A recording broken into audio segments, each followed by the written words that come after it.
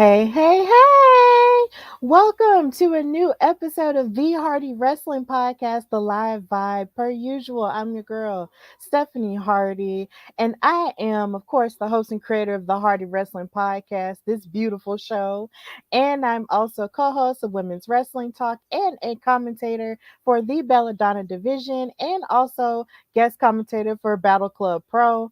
And today, sitting with me, I am so happy to have this amazing woman, this podcast host in her own right. She hosts a podcast about the New Orleans Saints, the NFL team. And on top of that, she's also a mother and she's just an all around amazing person. But most of all, I found her because she loves, reacting and liking my stuff on Instagram and on Twitter. This is Carly Pretty, and I'm just so happy to have her. So, welcome, Carly. Thank you for Thank joining me. you. Thank you for having me. It's been a long time coming. Like I've been wanting to come on your show for a long time because I love what you do. I'm a fan of what you do. I watch everything you do. And so thank you for having me. It's an honor. I swear it's really an honor. I'm happy to be here. Well, thank you so much for being supportive, like of everything. Like, cause I see your name popping up all the time on Instagram. So I was just like, and then when you asked me, I was just like, you know what? I believe it's about time I have a fan on, a wrestling fan on my show again to interview. Cause it's been a while since Thank I've had a you. wrestling fan on. So I'm really glad we were able to do this. So I want to start by asking you, just about yourself. Like, when exactly did you fall in love with wrestling and what made you fall in love with wrestling? Well, I fell in love with wrestling when I was like 9 years old. I grew up in New Orleans, and my brothers, we would always play wrestling. And every time we would play wrestling, he would make me be a wrestler and he be a wrestler. And he was always like Ric Flair. And then I was like Buff Bagwell because we only watched WCW at the time. We never watched WWF. It was WCW Nitro. And so I wanted to be a Nitro girl like Stacy Keibler, but then I also wanted to, be with Lex Luger and all those guys. So I've been watching wrestling since I was 9. And then one day they came to New Orleans and I snuck in the back of my brother's car and I snuck in the Superdome to go to WCW. But I was small enough to sit in his lap and I fell in love ever since then, like since I was 9 years old, That's so watching WCW. That's so funny because that's kind of how I started too with WCW as well. But mine was like during the Monday Night War, and I wanted to be a Nitro girl too because I would dance along. I would dance Right. along with the girls all the time, and my parents just thought it was the funniest thing. But that's really what I wanted to be at first, like as like a 4 or 5 year old. But dreams die, so it's okay though. Yeah. But that was my main thing. But then I also loved Goldberg at that time too. He was the first person for me. So I totally get that. And I love how you and your brother had that bond and that's how y'all, sort of connected. For me, it was me and my daddy, and then later on it was my sister. Because I'm the oldest. But I totally get it. And I'm glad you actually been to a WCW show. I've never been to a WCW show. I never did Oh, that. I And was I was going I I was feel gonna get to sad. one. I feel I was sad gonna get about to one. that. Yeah, They because said it's that no they're it's no fun. longer here. But you know what? My parents they never let me watch ECW because it was too extreme. So they was Mhm. like, "No, you're not gonna watch that. We're gonna let you do WCW and WWF until I felt like I was pushed in the corner where I had to choose which one I needed to watch. Like I felt like I couldn't watch WCW and WWF because WCW came on at 7 and then Right. WWF came on at 8. So you had that whole full hour to where you could just watch WCW. But when WWF came on, my brother was like, "Nope, now we gotta watch WWF." And then I stopped watching WCW, and that's when I became a WWF fan. And now I transitioned with them with WWE, but I love WWF. Yeah, see, the thing my dad would do, he would tape them back to back because he would go to work, and whenever he couldn't watch them, at night when live, he would tape it, WCW and WWF back to back because that was during the height of the Monday Night War. So Hmm. that was during the time where you just couldn't miss anything. So it was just kind of like, okay, fine, And I would wonder why he would flip the channel back and forth because it would irritate me. I was like, look, just watch one thing, but I didn't understand at that time that it was a heated battle going on. And if Yeah. you were a real fan, you was gonna watch both of them, and that's what he did. And I just got used to it with that. But then, I just really wish I would have gone to a WCW show because I hear from a lot of fans, who were old enough to go to shows then, that a WCW show really was fun. So I guess that's a regret, but I guess not really a regret that I kind of have because that's just, it was out of my control. I was a Yeah. child. So, I mean, there's only so much you could do. So who were some of your favorites in WCW?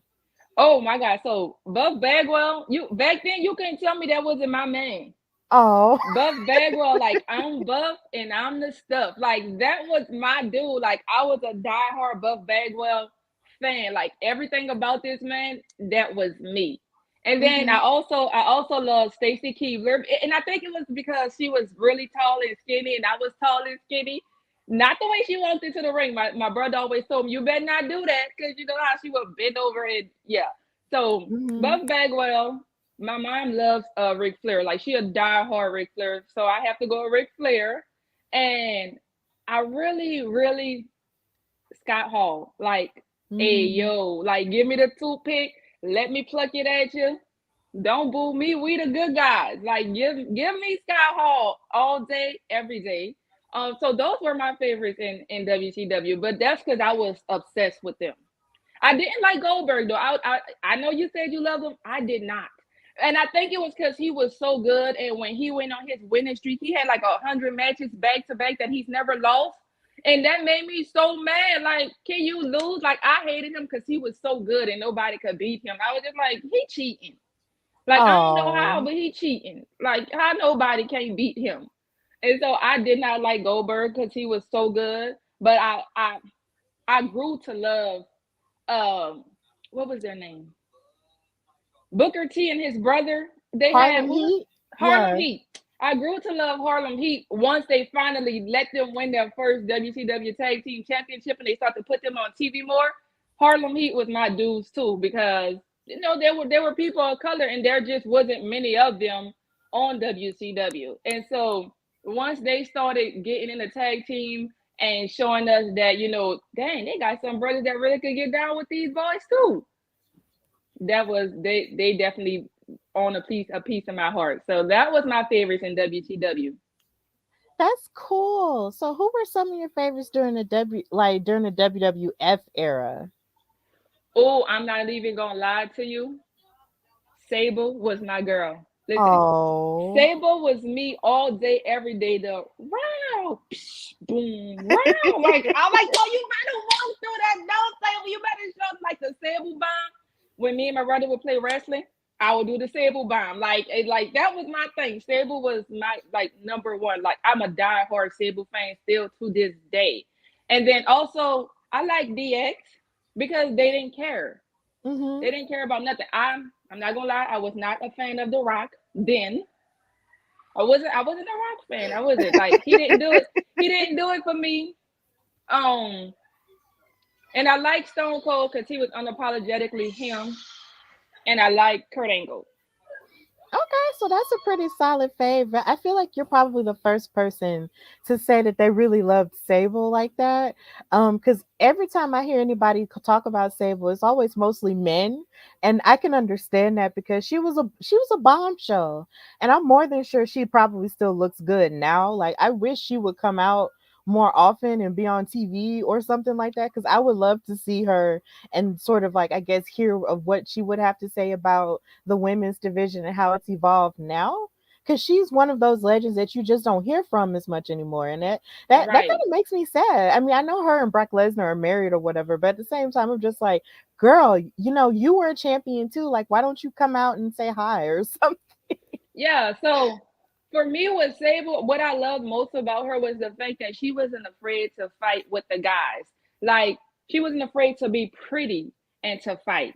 Like yeah, we had China, but China was so strong and so buff. It wasn't too many that can really hang in the ring with her. Like you had to give her some kind of TV time with the guys. And Mm-hmm. so, but with Sable, she was beautiful. All the guys loved her. But when she took that cat suit off and put them shorts on and them boots, my Yes. girl got down. She got down to business. And I love that about her. And also because she was actually one of the first women who wasn't afraid to get into the ring with Jacqueline. And I love Mhm. Jacqueline too. And for her to be like a fan favorite at that time, because before all we used to see was Brian panties matches, you know what I'm saying? Or evening gown matches. Like, don't nobody want to see that. I understand it for the time and back then, but for her to be like, okay, look, I'll fight Jacqueline because Jacqueline's a real wrestler, and I'm not just here for Brian panties matches. I know how to wrestle too. Right. They showed us that women can wrestle just as well as the men can, because again, back then she had a feud with Luna. She had a feud with Luna. Yeah. And but that always really wasn't a match because Luna was so crazy that she would snap out and the matches would never really be a match. So Jacqueline gave Sable a real match to show you that women really can wrestle. Mhm. And so Sable has always been the forefront of me. Whenever I talk about women's wrestling, who's ever my favorite, Sable is always that girl for me. Like that's my number one favorite women's wrestler of all time. Okay, that's great and that's very valid. Like I said, you have basically a who's who of, who you loved, back then. So I get it. I 100% get it. So, one question that I do want to ask you is um when it comes to like your wrestling fandom, as you grew up. Oh, we have a hello. Thank you, cold as ice. Hello, hey. Um um when it comes to like who like as you grew up, like did you ever share any of your wrestling fandom with any of your friends outside of your family, or did you face any type of backlash for being a wrestling fan, or like being made fun of or something? I didn't at all. I actually kept it to myself. It wasn't until I got into college that I started sharing my love for wrestling with other people. Mhm. If that, I know that's crazy, but as a child, I did not. It was just me and my brother. Like, 'cause that was something me and my brother did, and I never told anybody else besides my family. I never told friends because growing up, when I was like in wrestling, me and my friends, we were acting. We were all in acting school. We actually got taught by Anthony Mackie, who plays the Falcon on the Avengers. No Yeah, he's way. yeah, he's from New Orleans, so he would come to our school and he would teach us. He would teach our acting class. So me and my friends, we were into acting. So I never told him about the wrestling thing. Like the wrestling thing is something that I did after school. And so I never told it was just a family thing. But I was into it. Like I was into it. That's pretty interesting because I know it's very different from my story because I would tell people, or not just unprovoked, because sometimes, wrestling stuff will come up and then I would talk about it with them. And Yeah. then when they found out I had more knowledge than the average person, that was when they'd be like, "You really watched that?" And I'd be like, "Yeah." And then they'd tell me like they did watch it or they stopped at a certain point, or that they felt like it wasn't real or something like that. But Yeah. then I also have some of my family members who also feel like it's not real, or they look at me and my dad and they don't Yeah. understand how we just sit and watch it for hours on end. And I'm just like, this is just how I was raised. Like, it's But just normal for I get me. that now. But everything that you're saying right now, I get that reaction out of people now. Like, how do you watch that? That's fake. And I was like, it ain't fake. I mean, no people go, they get bruises, okay? Like those black Right. eyes be real. Those bruises and those that tape on their back, that be real. Like it's not fake. It may be more choreographed because they practice it now so that they can do it in a safe way so that they can entertain you while still perfecting their craft, but it's not fake. Like it's Right. it's it's acting just like you have a favorite movie, just like you have a favorite music video. Like it's all acting, but they're entertaining us, and it's not real. Like when they go home, and when John Cena nose snapped when he fought Seth Rollins, and it was sitting on the side of his eye, that was Yeah. real. When Bianca Belair got that black eye from Becky Lynch, that was real. When Very. Carmella got a black eye from Nikki Bella, that was real. Like that stuff is not fake. It may not be as extreme as it was back in the Monday night battles between WCW and WWF, but they've changed with the time. Right. And it's very real. And it's just like I hate it when anyone says, that it isn't real, because it's a very real risk to it, because there are Right. people now who wrestled back in the day, who suffer a lot from, the beatings that they took. And some of them can't even walk. Some of them can't, necessarily speak correctly due to accidents and stuff that they've, Mhm. dealt with. So it's not like, it's something that you go into just lightly. It's not like, oh, it's a dance routine and you just do it and all. No, like if you don't do it correctly, you really can hurt yourself or hurt somebody else. Correct. And and it's just like, and a lot of people take like make it seem like, oh well, it's not like the UFC or it's not like football. No, it's not, but at the same time you can still, there's still a risk to it. Absolutely. That's why Paige is on the show. That's why Daniel Bryan got put on the show for a very long time.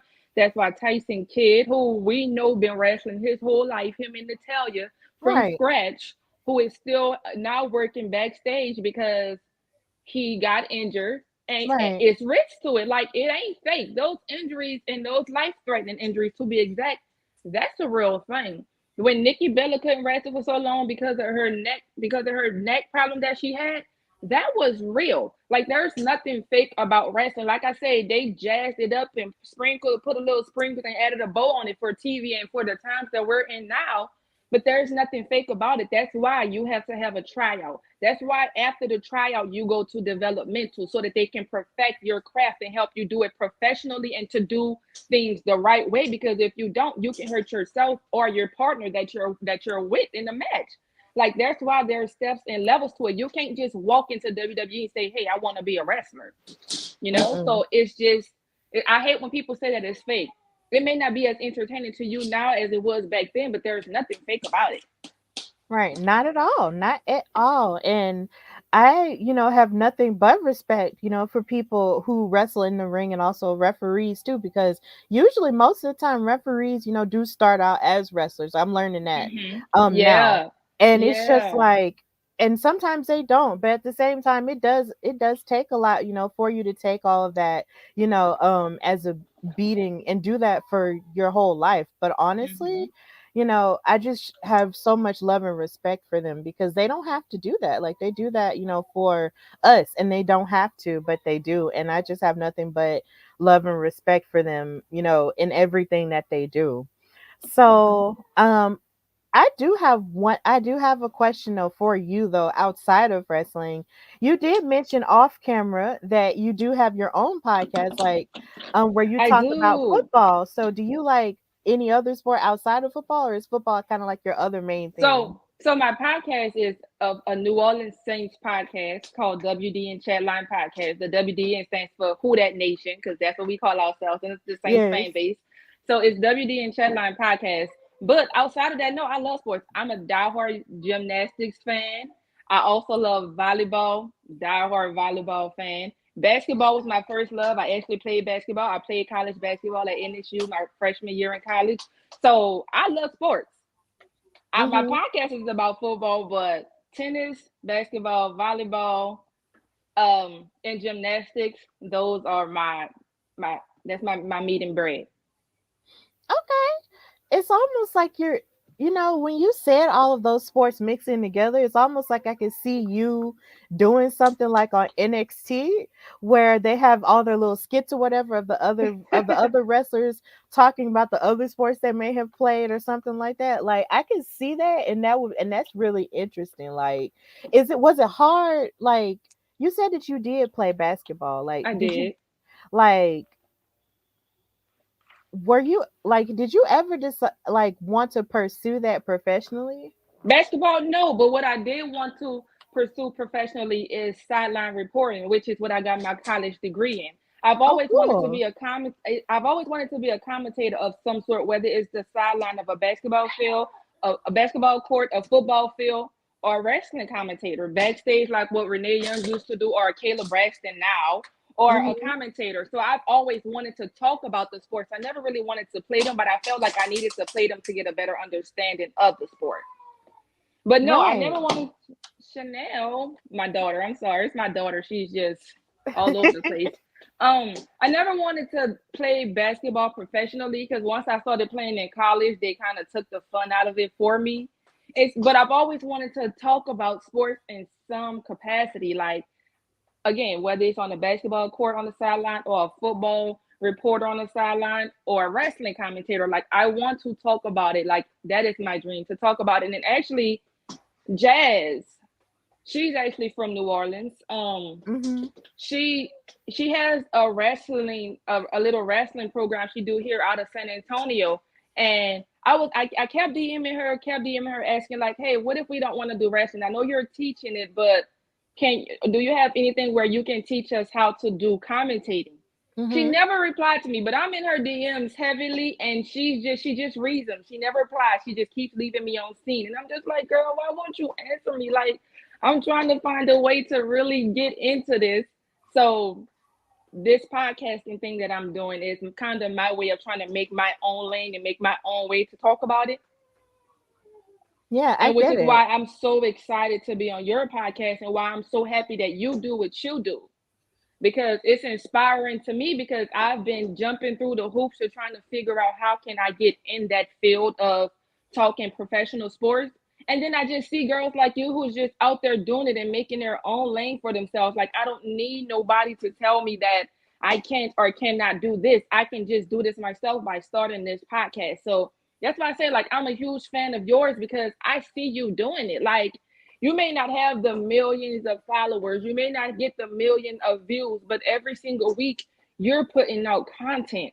Like you're sticking to your guns. And when there's a pay-per-view, if there's a show on, whether it's Monday night, whether it's Tuesdays with NXT, whether it's Fridays with SmackDown or Tuesdays with AEW, you're still putting out content regardless of how many views you get or how many people like your page. You're sticking to it, and that inspires me because I've been wanting to do that but been so afraid.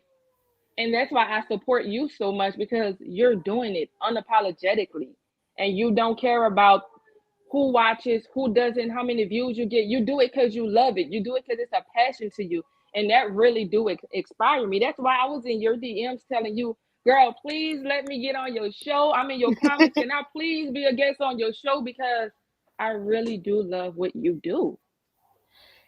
Wow. Well, thank you for all of that. Like I'm trying my best to, embrace everything that you're saying and not fall into a puddle of tears because I'll cry. No, I'm Um sorry. 'cause no, No, no, no, don't apologize. Like I'll cry. But I want to, direct it back to you though. It's just when it comes to doing commentary, and that's kind of what you say you got your degree in that, like yeah. that's amazing, because sometimes I question whether or not I should go to school. I can't tell you how many times I've thought about going back to school to get like a master's in that type of thing, because I've talked to Gia Miller, who's on Impact Wrestling. She does Yeah. backstage correspondence and she's a wrestler too.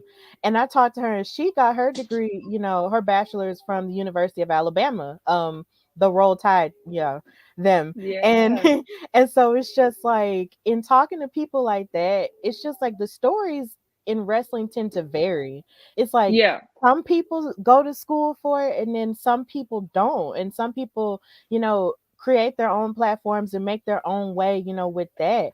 And Mhm. honestly, I'm starting to realize when it comes to having a wrestling career, when it comes to talking about it, there's really no right or wrong way. Um, Yeah. it's like you can choose to go this way, you can choose to go that way, but either way, I feel like even with you having a degree and you even messaging Jazz a whole lot and stuff like that, there the passion is clearly there, and you talking about football and talking about the every sport that you love, like that matters. And I know whenever I put out my content, I just try to remember like somebody gonna see it. So if I could tell you, or give you any type of inspiration, it's the fact that for you not to feel discouraged, because someone is going to see what you're doing, Yeah. and want to add you to a thing or want to have you participate in a thing once they see your passion and once they see your consistency. Because that's basically how it happened for me. Like I wasn't dreaming about being a wrestling commentator at all. This was not my dream. Like I'll tell anybody this. Like I started this podcast right before the pandemic started because I just needed a place to put my opinions about wrestling because I knew I loved it. Yeah. And it's just, and I was doing it in one place, but then it necessarily didn't work out. But then I just needed a place to do it, so I just decided to start the show. And the more I posted about it, doing little stuff like the clips I do now, like they were nowhere near as polished as they were back then, as they are now. But people saw it. And then when I started connecting with people in wrestling and they started seeing what I was doing, and I started seeing stuff that they would post about certain opportunities, like with commentary over certain things like that, the more I would get more information from them by just asking, and then Mhm. just do my best, to make it there. And honestly, like, and that's just how it's been. And I've been blessed, to have the opportunities that I have had. But there really is no right or wrong way to do it. But I just know, like, the best advice I can give is that as long as you remain consistent and remain passionate in what you Yeah. love, then it'll work out. Like, because even talking to you now, it's like you got all of this fire, you got all this passion for it, and you have joy too, and that Yeah. matters. That absolutely matters. And I feel like, someone is going to see you and someone is going to want you to participate in things, and it's going to happen for you. I know it is. Like, I feel it. So, Thank you. yeah. I'm definitely sticking with it. And I actually I'm the one that I'm gonna always reach out to somebody. Like if I see somebody doing something that I'm like, um, you don't know me, but I love what you do. Can I be a guest on your show? Like I'm gonna ask somebody to let me do something on their stuff because listen, I got a lot that I want to say too, but I'm not tech savvy. Like I don't know how to do the stream yours and the others way that people do their podcasts is. So Mhm. I just don't know how to start it on my own. So when I see other people doing it, it inspires me. But I also want to be a part of that community too. So I'm just like, please let me be on your show because I could talk to you all day about this too. Like I promise I know. Yes, and it starts right here. Like this is a good way, on my platform, like this is a good way, for us to get it out. And I cannot wait, to see more of what, you have to offer, cuz I mean, you have it. Like I really feel like you have it. So, Thank you. definitely. So, I'm glad you brought up commentary, cuz commentary is something that I am still learning how to do myself.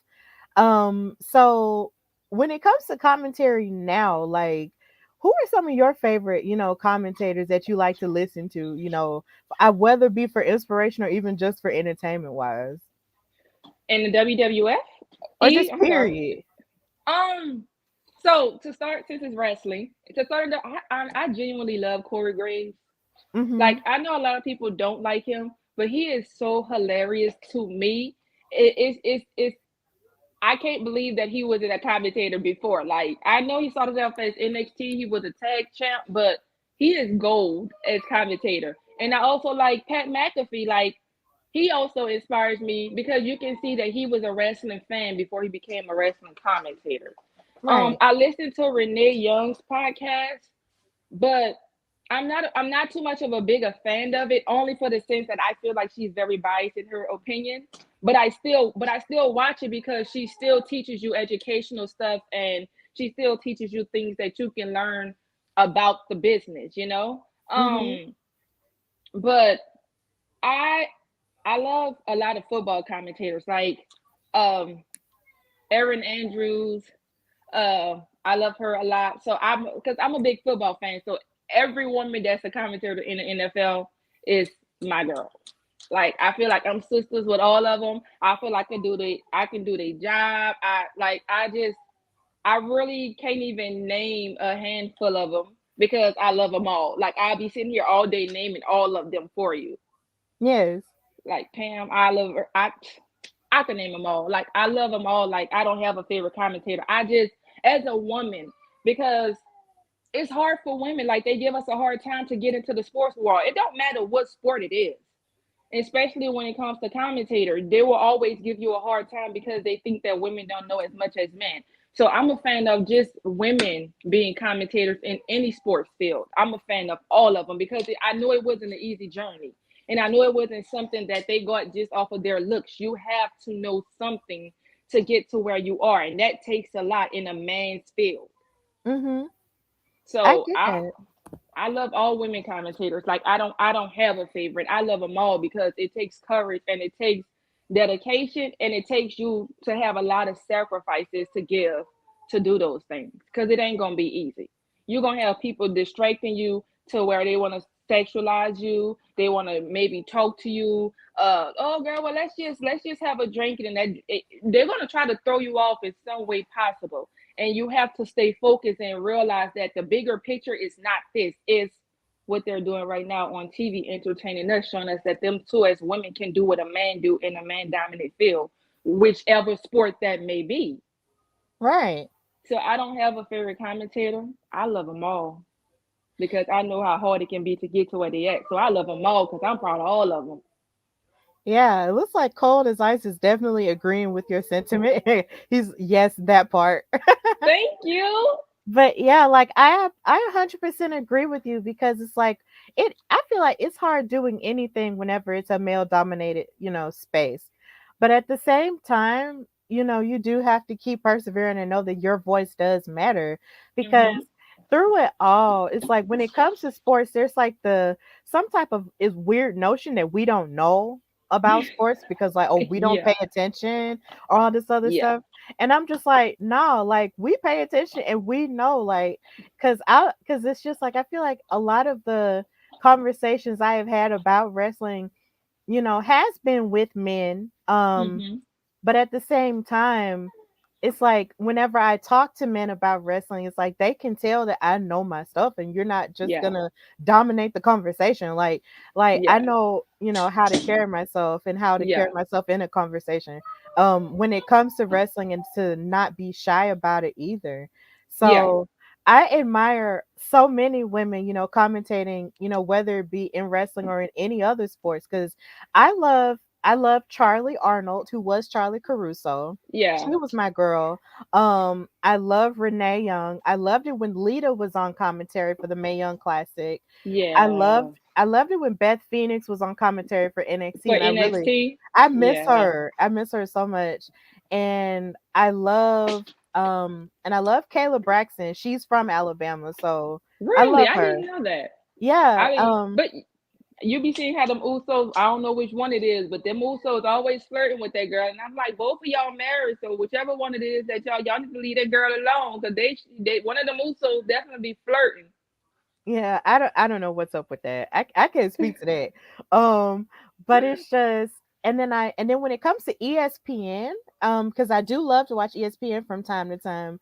I loved she's not with ESPN anymore, but I found her on ESPN, Carrie Champion. Carrie Champion. I I love already knew who her. you was going with that. Yeah, and I love Yeah. Jamel Hill too. Jamela Hill, yeah. And then Michael Smith. I love the show they had called His and Hers. His and hers. Yeah, Yes. but then they got put on Sports Center, but then it got taken off, and I was so sad. But Yeah, I love I love that them. too. Yeah, me too. He's from New Orleans, so I've always watched it because I'm like, look at Really? him being from the yeah, Oh, he's from the same cool. place I'm from in New Orleans. So I used to love that show so much. And like you said with Carrie Champion, I love her too. It's not that funny. Sorry. It's okay, Got love the babies. Shout out to kids. But it's just like those are the type of people, who are unapologetically, using their voices, with their platforms. And I look up to them, and it's just when I watch ESPN, I feel like I'm learning something, about other sports too. And I just love stuff like that and just seeing them, use their voice and just talk about whatever it is that they love. So maybe one day I would love it if ESPN had like a just one wrestling show that's only specifically talks about wrestling. And Yeah, for me to be on it, that would be lit. it would. It Like, really would. give me a job because I know they pay well. So, yes. I have So, a wrestling question for you okay, cool. because I feel like out of the people who I talk to about this topic, they all disagree with me. Every man disagrees with me. You're probably gonna disagree with me too. But do you feel like Liv Morgan as the SmackDown Women's Champion brought the division down? No. See, I feel different. I feel like she did. Okay, well, why do you feel like she did? And then I'll tell you why I feel like she didn't. Well, first of all, I didn't like how Ronda made her look like such a weakling at Hmm. SummerSlam. And the reason why I didn't like it, because for me, when you work so hard your whole life and wrestling is all you know, and then someone comes in from a different sport who had to learn the sport on the fly, because you can still see Ronda learning in the ring as she wrestled, Hmm. and they just come and they just dominate you the way that they did. It's like, girl, you worked for this your whole life. You didn't know how to get out of that arm lock. You didn't know how to get out of that ankle lock. Like, I watched Liv Morgan since she was in NXT, but there's a reason why she's always been the 3 minute match girl at NXT. There's a reason why they've always mocked her and made her feel like she was a Carmella reject, or Carmella 2.0, because they dressed alike, they wrestled alike, they looked alike. And when she came up in the main roster with the Riot Squad, there's a reason why everyone knew Ruby as the leader and the athletic one, Sarah Logan as the strong one, and Liv, the girl with the pink hair and the blue tongue. Like, Ouch.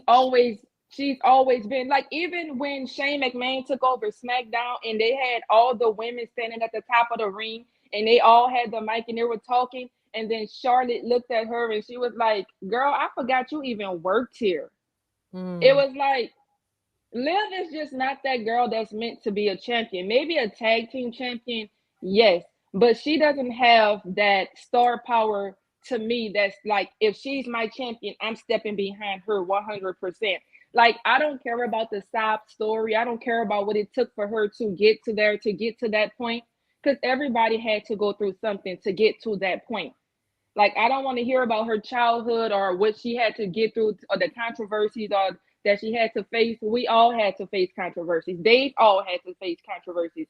But you as a champion, to me, it set SmackDown back a good 10 years. And that's me exaggerating. It's just, she's just not champion type for me. And SmackDown is my show. I prefer SmackDown over Raw. But when they Hmm. put the title on Liv, I was just like, I guess y'all just gave it to her because she's been here for so long, and she's like, "Hey, look at me. When am I gonna get a turn?" Like, I remember back in the day when they were playing like ring around hot potato with the belts. Like, you get the belt, now you get the belt, now you get the belt. I felt like they just gave Liv the belt because they're like, "Girl, we see you. Here you go." Because she barely put up a fight against Ronda. And then the week before that, when she was doing a tag match with Ronda versus Sonya Deville and Natalia, she tried her hardest to stay in the match, but you can tell she really couldn't hang for a long period of time. And it's just, that's not some she just wasn't she's not champion material to me. I'm happy for her, but I would rather the belt be on somebody that's gonna put up a fight and gonna show you exactly why they deserve to be champion. Okay. Well, that is a fair, argument to make. And that's the argument I have heard from other women, that I even work with at Women's Wrestling Talk as well. Like, I've heard that type of opinion from them as well. And the reason why I kind of disagree with it a little bit is like I'm kind of like in the middle.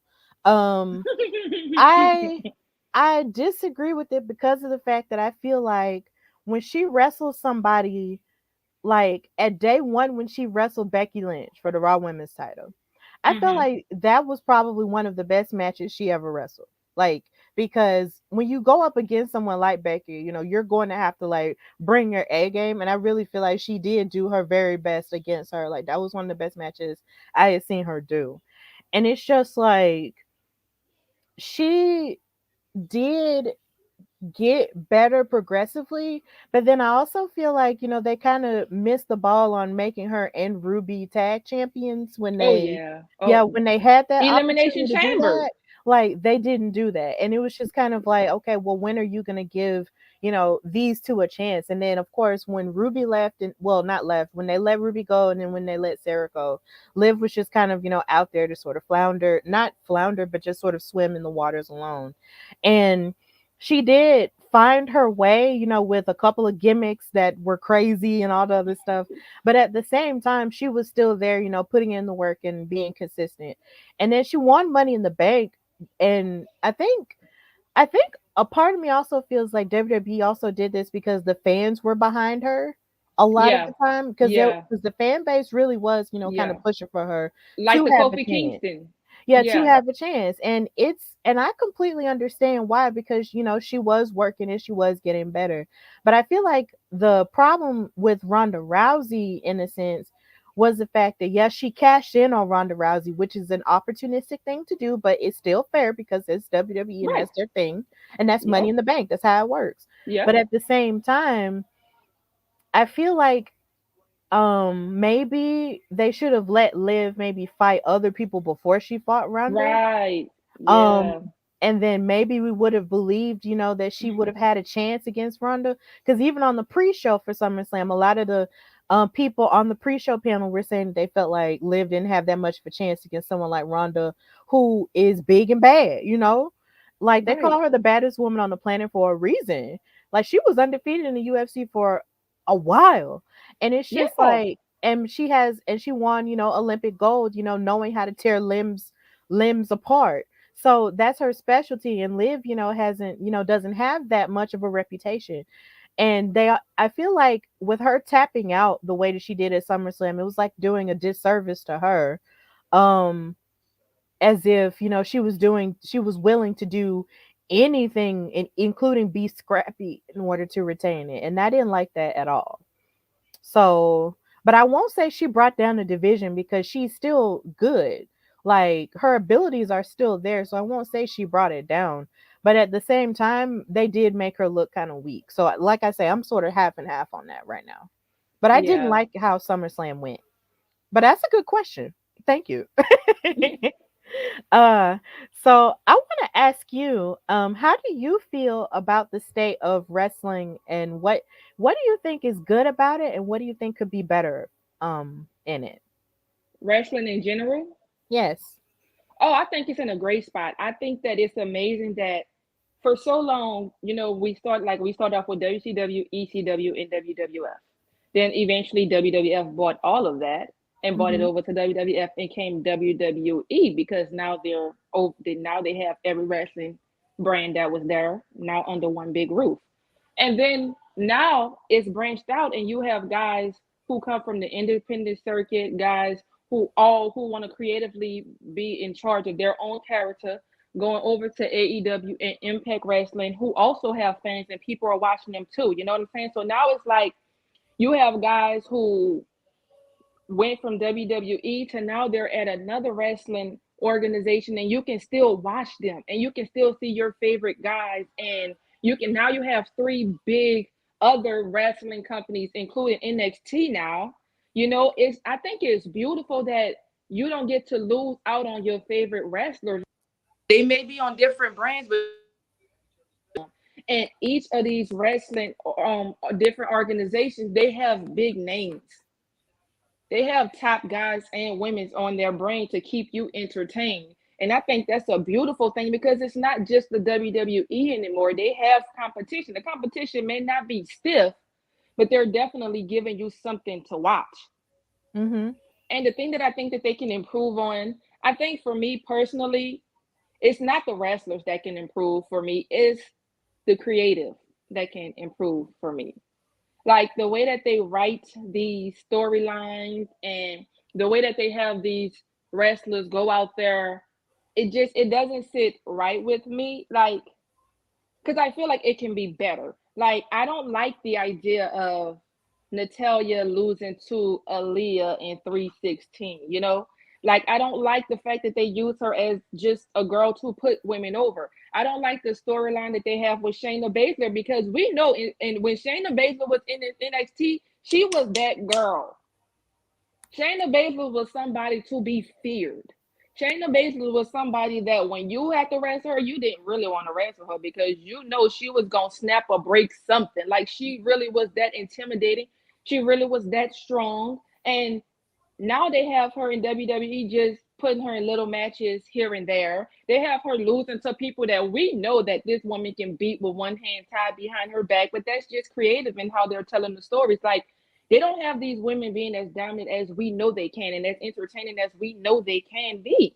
Because we've seen them for Io Shirai, Kairi Sane. There are so many women that I can name that in NXT, even with Nikki, almost a superhero. When you was with Sanity, you was that girl. Mm-hmm. You wasn't afraid of nothing. Now they got you as a superhero walking down with a cape. They let you win the women's championship, but you lost it to Charlotte like that. Like we know how much of a fight you can put up. We know how much you can. We know the talent that you can put in this squared circle, what they call it. Mm-hmm. So my thing that they can improve on is creative because they have a lot of these superstars not living up to their best potential, and they're not letting the shows be as entertaining as it could be. Like if you want to give us something that's gonna like set the roof on fire, bring the ratings through the sky, give us Shayna Baszler versus Ronda Rousey. Like they're both on SmackDown. Like give us that. Like let us see who is the better out of two of them. Yes, they train together. Yes, they come from UFC together. Yes, they're best friends, but they came to this business together for a reason. Now let us see what they can do against each other. Like give us that match. Like give like you there is so many even with Shotzi is that girl. She can Mm-hmm. wrestle anybody. If you give her a match and say, "Here's 30 minutes. Do what you do. Like do your best." Like you remember when it was I can't remember. I think it was NXT Takeover in Dallas when it was Sami Zayn's last match versus Shinsuke Nakamura and Yeah. Triple H told Sammy, take as much time as you need. Right. It don't matter. Just take as much time as you need. It don't. He didn't care how long the match took. Go out there and give them people a match, and that's what they did. They did it. And I feel like with Shotzi and a whole bunch of those other girls, if you really just let them go out there creative, let them do their thing, they will show exactly why they got called up to the main roster. And it's not just for some 3 minute match to make time go by, just to give y'all something to look at until y'all get to the next main match, you know? Right. And so my thing that I would change is creative in their storytelling because they don't have they're not putting these wrestlers in the best position to be themselves. So Right. creative is what I would change. Yeah, that's a valid answer, but it's funny though because in this space right now, it's like WWE is in this prime space to change because of the changing of the guard of who's in charge of things. Mm-hmm. In the idea that, Stephanie is the chairwoman and she's the co-CEO with Nick Khan, and then and guess who's in charge of creative? Triple H, who was in charge of, the creative part of NXT, when it was black and Triple H. gold. So, and even with the ratings, like I saw an article from Variety that reported that Raw's ratings was like over 2 million, which is Yeah, the I seen it highest it's too. been in like a while. So In it's two just years. like, right. And with that, you had so many women at the forefront of it. You had Bailey, Io, and Dakota, against Bianca. And then you had Becky come out there and do her speech, saying, yeah, after, her injury Mm-hmm. and stuff, Mm-hmm. and it's like you had all of those women, and then you had Rhea in Judgment Day, and then you Mm-hmm. had everything else going on. But at the same time, the women were still, kind of trickled throughout the show and you still saw Right. them all. So, the change is going to happen and it's probably going to happen a whole lot more, once they get situated, a little Yeah. bit more situated, because of course it's only been like less than 2 weeks. But at the same time, and even creative in other places and other promotions like AEW, like I feel like the creative direction of AEW works for who they want it to work for. Yeah. Um and I feel like they don't give a whole lot to the women because of the fact that I feel like AEW, I am of the opinion that AEW doesn't necessarily cater to their female audience as much as they do to their male audience. And they feel like they won't value women's wrestling as much because there's been times where I have watched Rampage or I have watched Dynamite, and then it's like the women will have maybe 3 to 5 minutes at the max, Yeah. depending on who it is. But then it's like they'll give, segments to people, um, to men for longer periods of time when they're not necessarily doing anything of importance. And I'm just sitting here like, that's time you could have gave to this women's tag team match with these women that I know are on the indies and who could utilize that time, Yeah. or this champion that you have that could have more time or whatever. And it's just really sad. And I know that there's still so much more that AEW could do, but at the same time, it's like I'm not sure if they have a writers team. I think it's just one person doing the writing. But at the same time, I feel like once they branch out more and understand the value in the audience as a whole and all of their diverse members, as opposed to just one specific group of it, then it'll branch out and it'll get better. Um, so I can't. So basically, I understand everything that you're saying. Like creative could, could go through more of a change, across the board.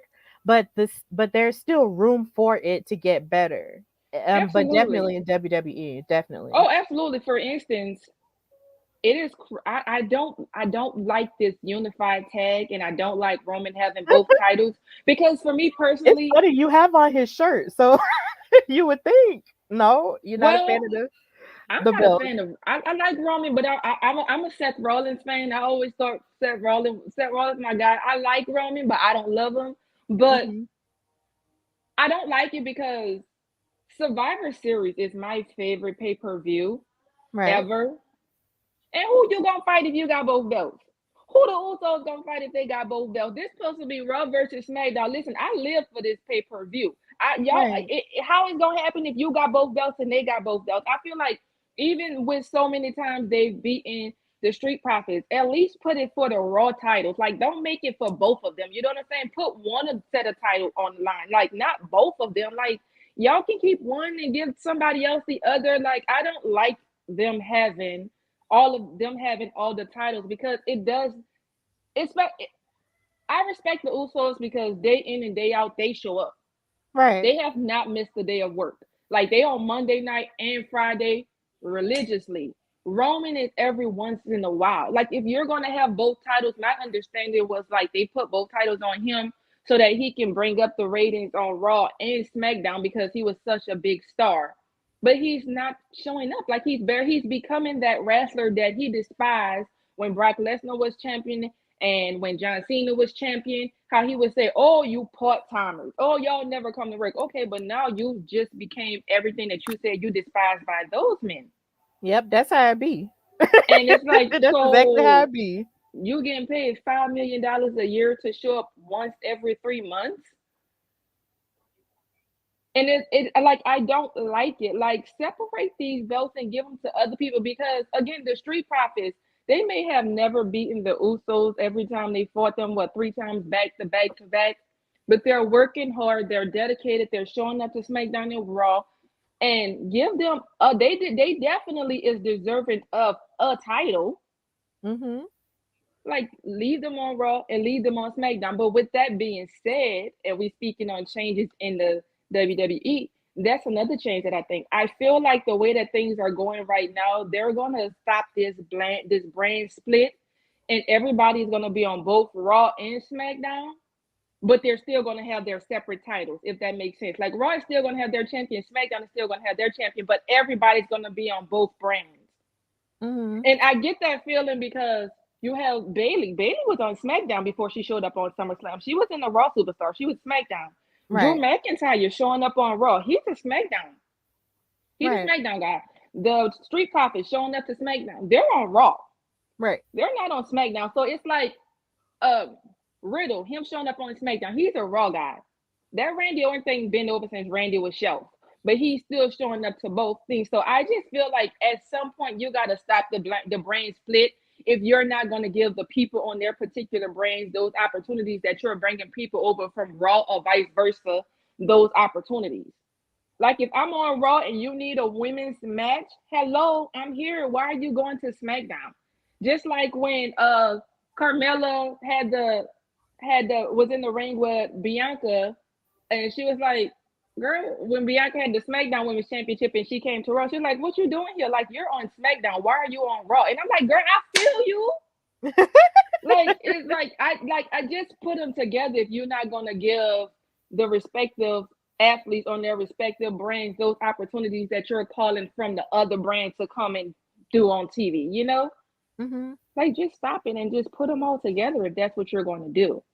But I don't like the unified tag or heavyweight undisputed championship because only for Survivor Series purposes. Because, like I say, that's my favorite pay per view.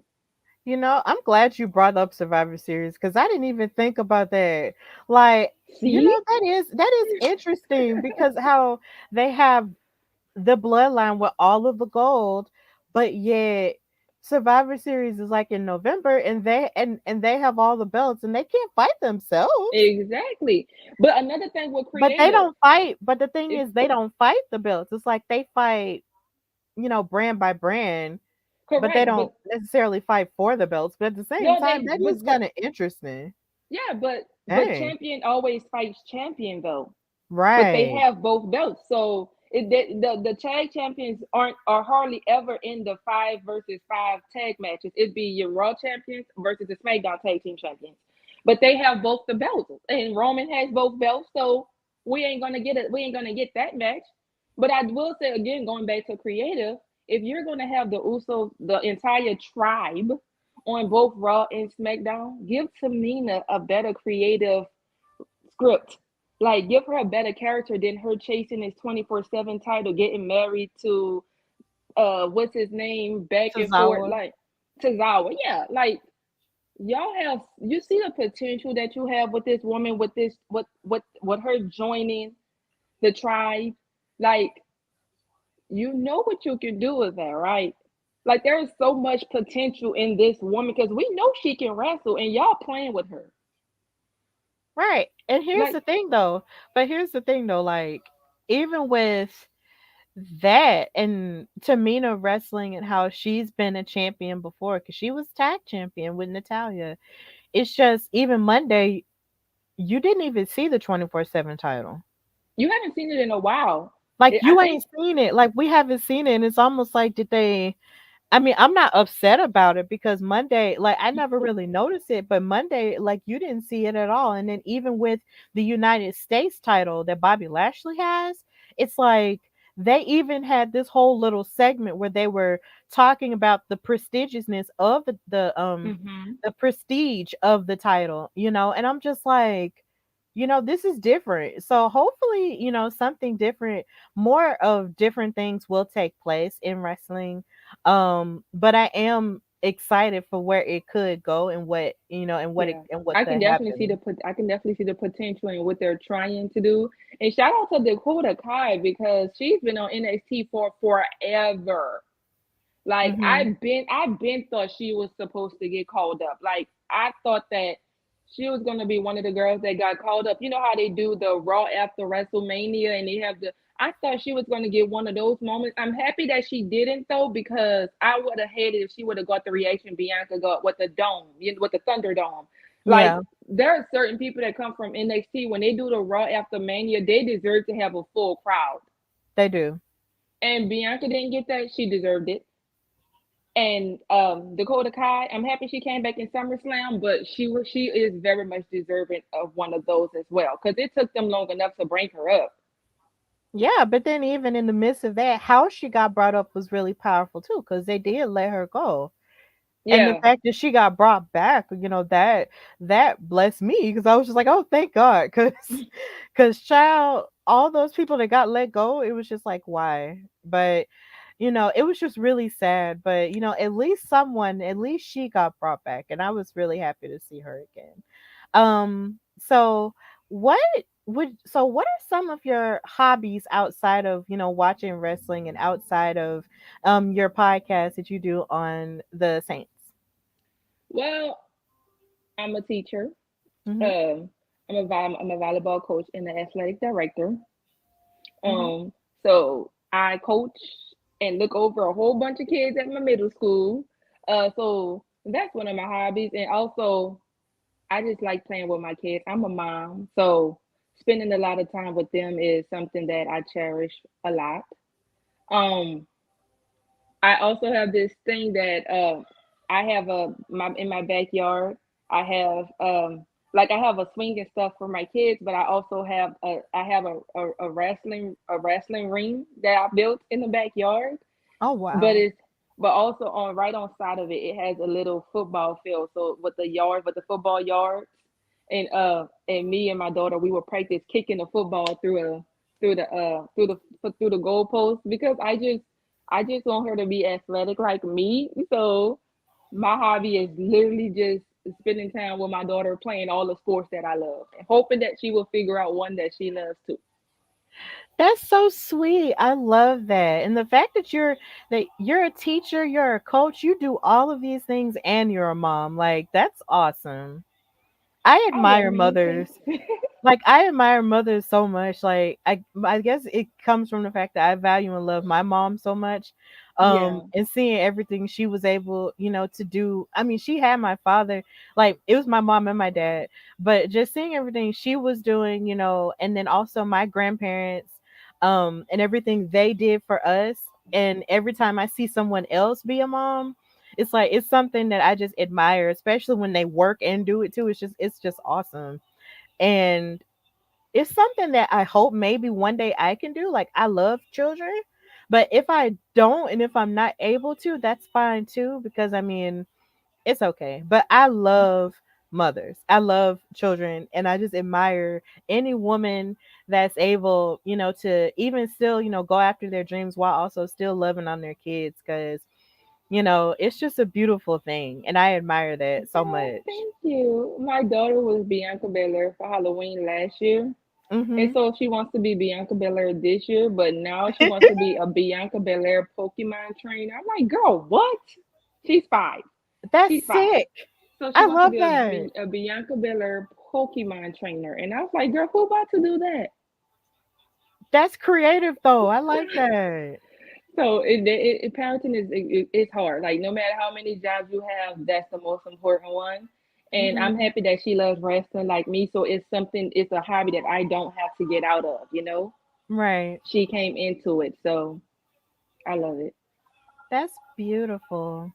So, what would you say the future holds for you and what are some of your dreams that you want to come true? For me, I really hope the future. So I never this is gonna be my first time saying this. I never said this on to anybody. My friends on social media don't know. So I have twin boys who are autistic.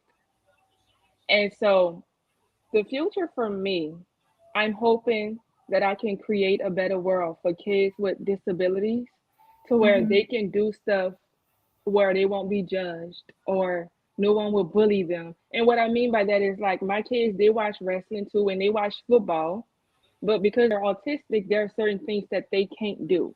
So I'm hoping for me in the future, I can do something to create a path where they can still do football, but maybe they can like hold the football while the other football player kicks it, or they can be water boys and towel boys, or if they want to do wrestling, maybe they can like help put the ring up or help take the ring down or just move things out of place for them, like bring the wrestlers their towels if they need medical assistance or like something where kids, because I know that with WWE they do the Make a Wish Foundation a lot.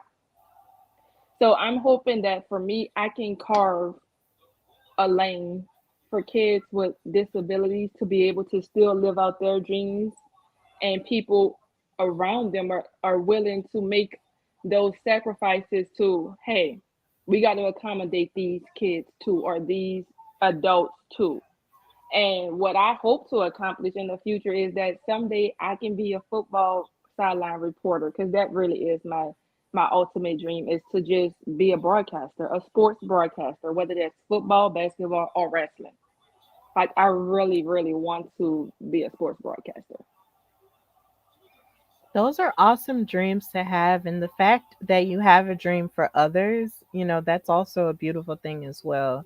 You're not only thinking about yourself, but you're thinking about the future for your children and other children as well. So that's a beautiful dream to have. And of course, you never know, as you might be a broadcaster, you might be a commentator, and maybe one day, people will be talking about us as commentators, the Yeah, I same would way we love were that. talking about other people who inspire us. Maybe one Yeah, day people will talk about us the same way.